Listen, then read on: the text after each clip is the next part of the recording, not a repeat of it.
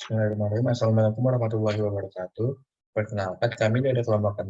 Di sini kami akan mempresentasikan hasil kerja kelompok kami mengenai UAS Praktikum Kewirausahaan. Sebelumnya, kami ucapkan terima kasih kepada dosen pengampu kami, yaitu Pak Dian Anwar, dan asisten dosen kami, yaitu Bang Muhammad Nurdin. Sebelum masuk ke materi, izinkan kami mengenalkan anggota kelompok kami. Saya sendiri, Haris Mitfahul Arham, kemudian yang kedua Eka Sari, kemudian yang ketiga Firda Mustika Sari, kemudian yang terakhir yaitu Dewi Prahastiwi India Armani. Untuk slide berikutnya akan dijelaskan teman kami yaitu Eka Sari. Waktu yang tempat dipersilakan. Baik, terima kasih Haris atas pembukaannya. Kita akan masuk ke apa saja yang akan kami bahas pada kesempatan kali ini.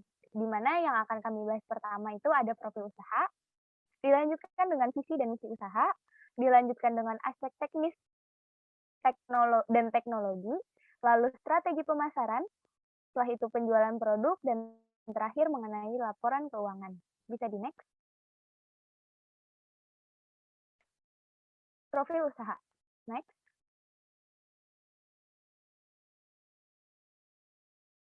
Perusahaan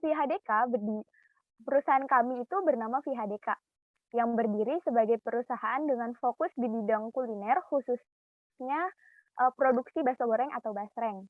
Perusahaan kami menawarkan basreng yang berbahan dasar bakso ikan. Nah, pemilihan basreng sebagai usaha kami itu dikarenakan karena basreng saat ini sedang naik-naiknya dan juga banyak dicari oleh banyak kalangan. Dan juga dapat dibilang basreng merupakan salah satu camilan yang camilan modifikasi dari bakso dengan cita rasa yang sangat enak. Dan basreng ini berasal dari daerah Bandung. Next.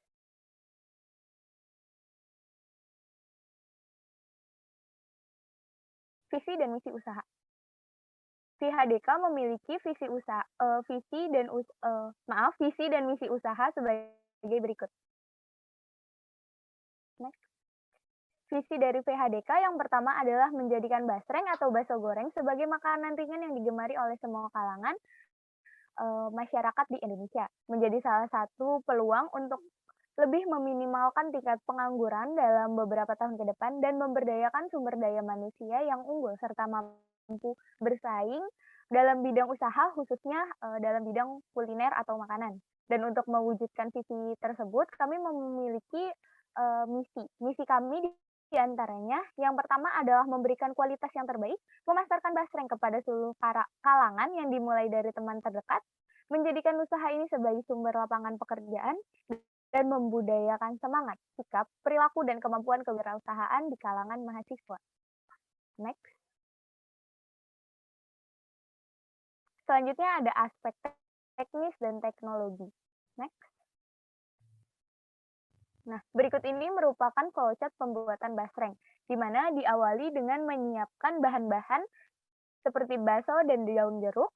Setelah itu, bakso dan daun jeruk itu dipotong menjadi kecil-kecil, dan setelah itu kami menyiapkan minyak untuk menggoreng, lalu menggoreng bakso itu agar menjadi basreng yang renyah. Setelah kering dan renyah, basreng kemudian diangkat dan ditiriskan. Sambil menunggu basrengnya tiris, kami mempersiapkan bahan-bahan pendukung lain seperti cabai merah, cabai rawit, bawang putih. Setelah itu kami menghaluskan seluruh bumbu tersebut hingga halus. Nah, setelah halus, kami menumis bumbu-bumbu yang telah tadi dihaluskan bersama dengan cincangan daun jeruk, sambil ditambahkan dengan kaldu bubuk dan juga cabai bubuk.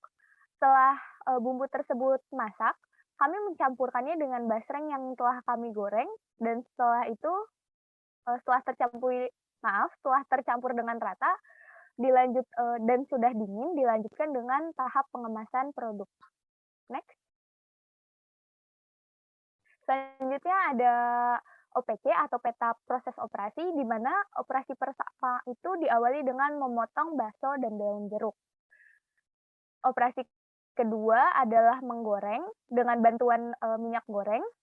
Untuk menggorengnya itu hanya baksonya saja yang digoreng. Setelah itu, operasi 3 adalah meniriskan bakso. Dilanjutkan dengan operasi 4 yaitu, menghaluskan bumbu-bumbu seperti cabai cabai merah, cabai rawit, bawang putih, dan bumbu-bumbu lainnya. Dan operasi 5 adalah mencampurkan basreng dengan bumbu yang tadi dihaluskan. Setelah itu, eee, operasi 6-nya adalah mengemas basreng dengan kemasan plastik yang telah disiapkan. Untuk penjelasan berikutnya akan dijelaskan oleh rekan saya, Dewi Prahasti. Kepada Dewi, dipersilahkan. Baik, terima kasih Eka Sari. Selanjutnya masuk ke strategi pemasaran. Perusahaan CHDK berdiri sebagai perusahaan dengan fokus di bidang kuliner, khususnya dalam memproduksi bakso goreng atau lebih dikenal dengan basreng. Perusahaan menawarkan basreng yang berbahan dasar bakso ikan. Dalam penentuan strategi pemasaran, kami menggunakan strategi pemasaran secara online dan secara offline. Selanjutnya. Untuk strategi pemasaran secara online, kami memasarkan produk kami ini menggunakan marketplace yaitu Instagram. Dan dengan desain promosi menggunakan bantuan Photoshop. Instagram dari Basreng Julid ini kami beri nama basrengjulid_. Next.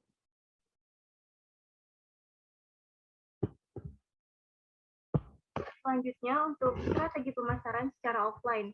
Pemasaran offline yaitu proses transaksi penjualan barang dan jasa secara langsung yang dimana produsen dan konsumen bertemu dalam satu tempat untuk mewujudkan terjadinya proses transaksi jual beli. Untuk menjual suatu produk, biasanya konsumen yang butuh produk datang langsung ke toko. Umumnya, toko offline hanya bisa melayani konsumen pada daerah tertentu saja. Untuk menarik konsumen, toko offline yang kecil akan membagikan brosur kepada calon konsumen. Selanjutnya.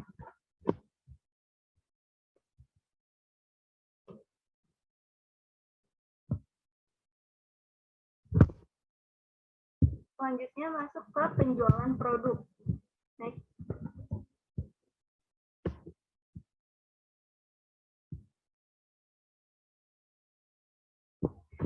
Berikut ini merupakan pencatatan transaksi penjualan basreng julid yang dilakukan selama 3 minggu yang kami bagi menjadi 3 batch dengan daftar nama customer sebagai berikut.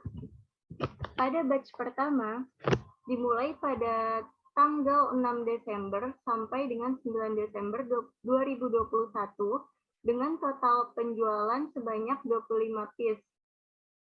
Selanjutnya untuk pada batch kedua yang dimulai pada tanggal 13 Desember sampai dengan 16 Desember 2021 sebanyak 35 piece yang terjual. Dan untuk batch yang ketiga yang dimulai pada tanggal 20 Desember sampai dengan 23 Desember 2021 kami berhasil menjual 25 piece. Selanjutnya akan dijelaskan oleh rekan saya Firda Mustika Sari. Kepada Firda dipersilahkan. Baik, terima kasih Dewi. Selanjutnya di sini ada transaksi penjualan, di mana kami melakukan penjualan dengan 3 kali tahapan, yaitu pada batch 1, batch 2, dan batch 3. Pada batch 1, yaitu dari tanggal 6 Desember tahun 2021 sampai dengan tanggal 9 Desember tahun 2021, di mana untuk batch ke-1 ini kami berhasil menjual produk dengan rasa pedas, yaitu sebanyak 13 piece, dan yang untuk ori sebanyak 12 piece. Dan kami berhasil mendapatkan total biaya pendapatan yaitu sebesar Rp175.000 untuk satu piece-nya dengan harga Rp7.000. Lalu pada batch kedua, kami memulai dari tanggal 13 Desember 2021 sampai dengan tanggal 16 Desember tahun 2021. Pada batch kedua ini, kami berhasil menjual untuk yang rasa pedas dengan totalnya yaitu sebanyak 22 piece, dan untuk yang ori sebanyak 13 piece. Dengan total biaya pendapatan yang kami peroleh yaitu sebesar Rp245.000. Lalu yang terakhir pada batch ketiga, Di sini kami berhasil menjual sebanyak 17 piece untuk varian pedas dan 8 piece untuk varian ori. Di mana dengan total biaya pendapatan pada batch ketiga ini yaitu sebesar Rp175.000. Maka selama ketiga periode tersebut atau selama ketiga batch tersebut, kami berhasil menjual sebanyak 85 piece dengan total pendapatan yaitu sebesar Rp595.000. Next. Di sini ada laporan keuangan selama kami menjual produk basreng. Next. Nah, di sini kami ada perhitungan harga pokok penjualan atau HPP pada batch ke-1, di mana di sini terdapat biaya bahan baku produksi yaitu senilai Rp59.500.000, biaya tenaga kerja langsung senilai Rp40.000 per satu tenaga kerja, di mana di sini kami memiliki total sebanyak 4 orang, lalu ada biaya overhead yaitu sebesar Rp18.000, sehingga jika ditotalkan biaya produksi pada basreng ini untuk batch pertama sebesar Rp117.500. Ditambah, saya ulangi, sebesar Rp117.500. Ditambah dengan biaya transportasi sehingga biaya total produksi menjadi sebesar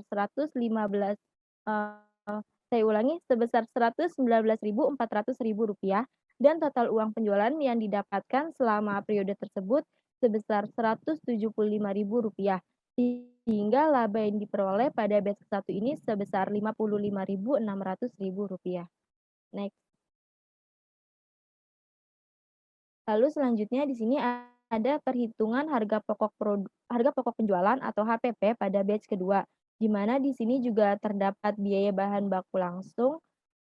Saya ulangi, biaya bahan baku produksi senilai Rp95.000, biaya tenaga kerja langsung senilai Rp40.000 dengan total pekerjanya yaitu masih 4 orang, biaya overhead senilai Rp18.000, sehingga total biaya produksinya pada batch kedua ini sebesar Rp153.000, ditambah dengan biaya transportasi sehingga biaya total produksinya sebesar Rp154.900.000.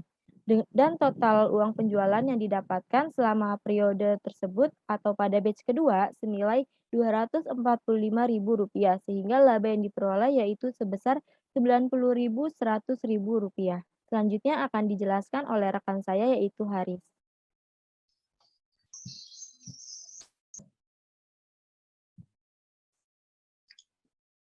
Baik, terima kasih Firda.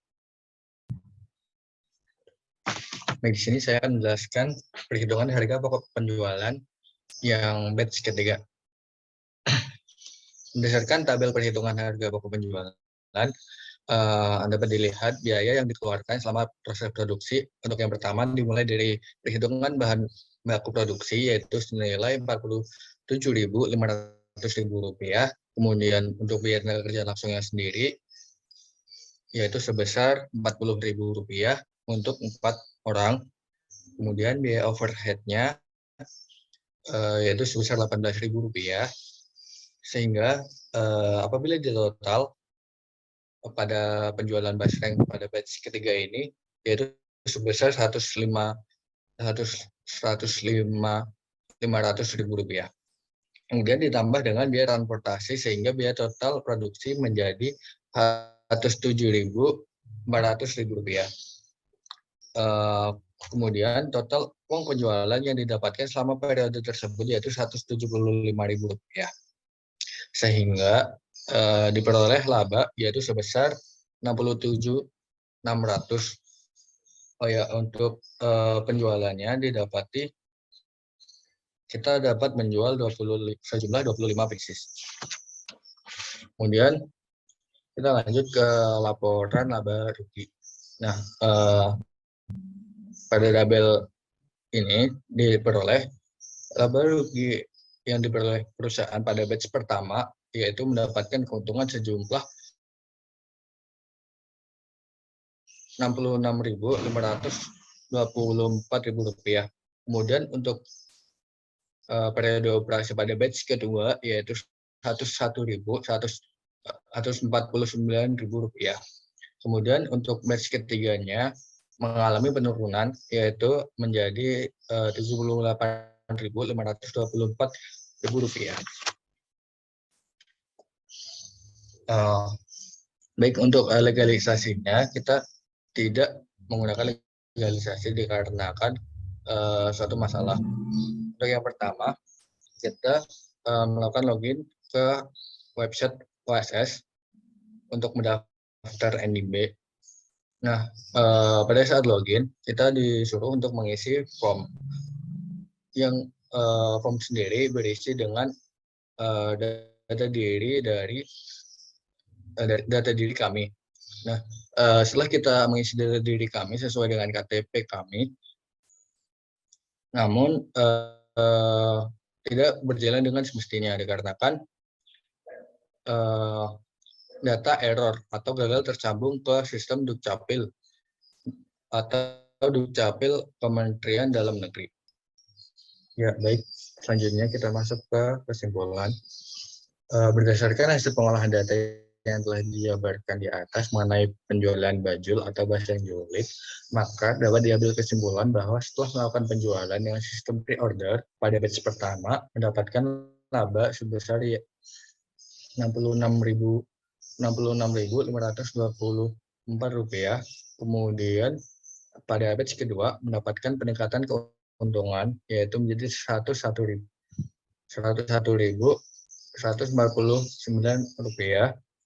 Kemudian pada batch ketiga mengalami penurunan keuntungan menjadi Rp78.524. Nah, keberhasilan atas suatu usaha tidak pernah luput dari implementasi strategi yang telah disusun. Dalam mendirikan suatu usaha tidak hanya membutuhkan persiapan dan konsep yang matang, tetapi juga perlu didukung dengan strategi pemasaran yang baik agar usaha yang didirikan tidak hanya berdiri pada waktu yang singkat, tetapi juga dapat bertahan lama dan berkembang menjadi yang lebih besar lagi. Nah, usaha ini tidak memerlukan modal yang besar, tapi membutuhkan perencanaan yang matang. Sekian presentasi dari kelompok kami. Apabila ada kurang dan lebihnya, kami mohon maaf. Wassalamualaikum warahmatullahi wabarakatuh.